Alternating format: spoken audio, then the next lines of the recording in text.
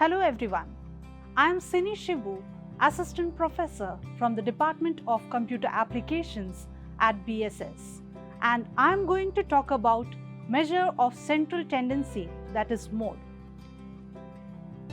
At the end of this lecture, I hope the learner will be able to define mode, know the various types of distribution with respect to their modal values, know the importance of finding mode, find mode in individual, discrete and grouped series, and last of all, list the merits and limitations of mode. Now let me come directly to what is mode. The mode or the modal score is a score or value that occurred most in the distribution or has the highest frequency. It is denoted by Z. For example, the mode of the data series 3, 5, 8, 5, 4, 5, 9, 3 would be 5, since this value occurs more frequently than the others. Distributions can be classified as unimodal, where there would be only a single modal value, bimodal, where there could be double modal values, and multimodal, where there could be more than two modal values.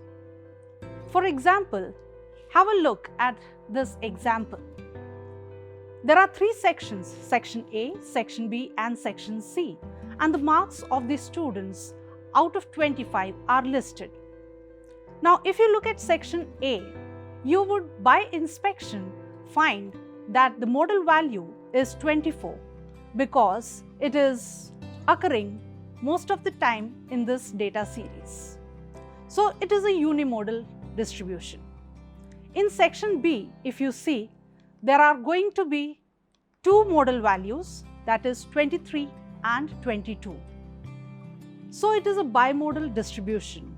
And if you look at section C, there are three modal values, and that's why this distribution is going to be a multimodal distribution. Now, what is the importance of mode? Finding mode has a lot of applications in the business world. It can give business insights by answering questions such as, which is the most bought product in a week? Which is the most bought appliance for a household? Which salesman has closed maximum number of sales in a month? Which insurance policy is the most popular among customers?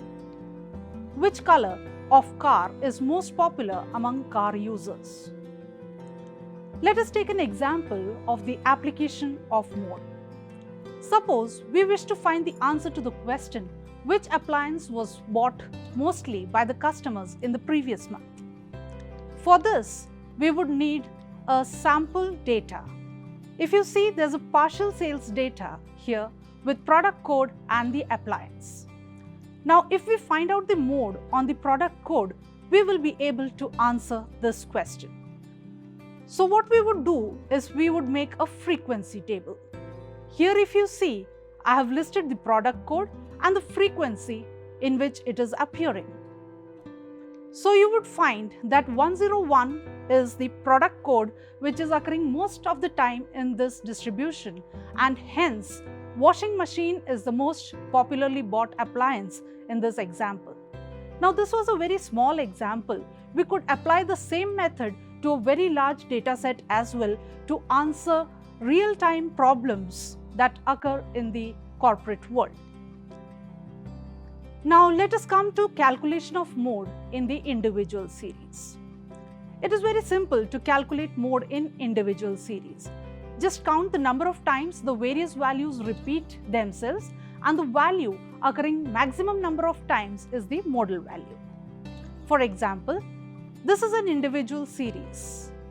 Here you would see that 27 is occurring most of the time. So let me first make a frequency table. And as indicated, 27 occurs 3 times, whereas the other values occur once. Hence, we can conclude that mode is 27, as it appears maximum number of times in this frequency table. Now, calculation of mode in discrete series. This is really simple. Mode can be determined just by inspection. that is by looking to the value of the variable around which the items are most heavily concentrated. For example, have a look at this data series. Here you would find that this is a discrete series because the size of the garment and the frequency is listed. We would also see that mode is 31 because it occurred maximum number of times in this data series. Now let us calculate the value of the mode of the given data by grouping method. By inspection, you would see that the mode should be 20 as it has the maximum frequency. But concentration of frequencies is towards 25. So let us apply the grouping method. The grouping method involves making two tables. First is the grouping table. If you look at the grouping table, the first two columns are the same that are given to us in the data series. That is the marks and the frequency. The frequency is named as column 1. Now look at column 2. Column 2 is the total of two values in column 1. So 8 plus 12 is 20, 36 plus 35 is 71, 28 and 18 is 46. 9 is the value that is left alone because it does not have a pair. In the third column, what we would be doing is we would leave out the first element and take two at a time from column 1. For example, here 12 plus 36 is 48, 35 plus 28 is 63 and 18 plus 9 is 27. In the fourth column, we are going to consider three values of the first column. So the first three values of the first column are 8, 12 and 36, which add up to 56. The next three values are 35, 28 and 18, which add up to 81. The last value 9 is again left out here. In the fifth column, we leave out the first value of column 1 and then group them by 3 and find out the sum. So here you would find that 12 plus 36 plus 35 add up to 83 and 28 plus 18 plus 9 add up to 55. In the sixth column, what we do is we leave out the first two values of column 1 and then do a grouping by 3. So adding three numbers, that is 36, 35 and 28, that gives us 99. Once the grouping table is made, we need to identify the maximum elements in each of these columns. So you would see that in column 1, the maximum value is 36, in column 2, it is 71, in column 3, it is 63, in column 4, it is 81, in column 5, it is 83 and in column 6, it is 99. Now let us go ahead and make the analysis table. In the analysis table, the column numbers are listed and the frequencies are also listed. So let us look at column 1. Column 1, the maximum value is 36, which occurs at the value 20. So we would put 1 under the 20 value. In column 2, we have 71 as the maximum value in the grouping table. 71 is a summation of 36 and 35, which is corresponding to values 20 and 25. So we put 1 and 1 in 20 and 25 as shown. In column number 3, the maximum value is 63, which is an addition of 35 and 28, which correspond to values 25 and 30. So we go ahead and put 1 under 25 and 30. This method is continued until all the column numbers are covered, and then we find the total of all the listed values. The total comes out to be 1 for the value of 15, 4 for the value of 20, 5 for the value of 25, 3 to the value of 30 and 1 for the value of 35. Hence we would see that 5 is the maximum number occurring here, and that's why we would be concluding that 25 is the modal value. Now let us look at calculation of mode in grouped series. The step 1 here involves finding the modal class. This can be done either by preparing the grouping table and the analysis table, or simply by inspection. The step 2 here is to apply the formula. The formula for calculation of mode is Z is equal to L plus F1 minus F0 upon twice of F1 minus F0 minus F2 multiplied by I, where L is the lower limit of the modal class, F1 is the frequency of the modal class, F0 is the frequency of the class preceding the modal class, and F2 is the frequency of the class succeeding the modal class. Now let us look at an example. Let us try to calculate the mode from the following data.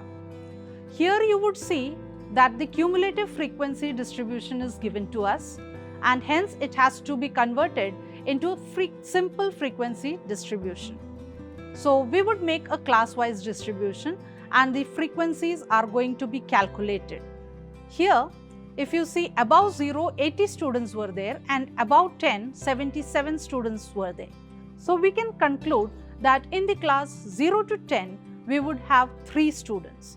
Similarly, above 20, there were 72 students, and above 10, there were 77 students. So, in the class 10 to 20, there would be 5 students. In this manner, the entire simple frequency distribution could be calculated. Now, let us have a look at the modal class. If we look at this distribution, we would find that 50 to 60 is the modal class, because the frequency 15 is the highest that is occurring in this distribution.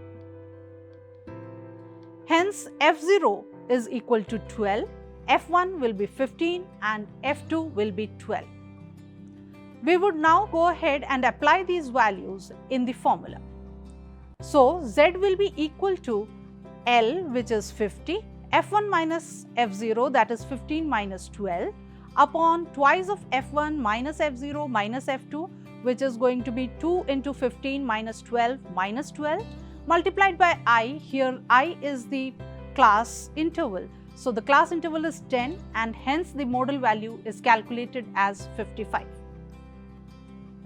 Relationship between median, mean and mode. We have an empirical formula which says mode is equal to thrice median minus twice of the mean. It is going to be represented as Z is equal to 3m minus 2x bar, where Z stands for mode, m stands for median and x bar stands for mean. This formula can be used where the mode of the distribution is ill-defined, which means either for a bimodal or a multimodal distribution. So let us now discuss about the merits of calculating mode. It is the most representative value of a distribution. It is not unduly affected by extreme values in a distribution. Its value can be determined in open-ended distributions without ascertaining the class limits. It can be used to describe qualitative phenomena. Its value can be determined graphically too. If we look at the demerits of mode, the value of the mode cannot always be determined. There could be ill-defined modal values also. It does not cover each and every item of the series. It just covers the maximum number that is occurring in a distribution. It is not rigidly defined measure. Many a times you may not be able to determine the mode as well. While dealing with quantitative data, mode is seldom used. So, this was about mode, how to calculate the mode in different series and how to apply them in the various distributions. I hope this lecture was useful for you for understanding what is mode and how to calculate mode in different distributions. Thank you very much and happy learning.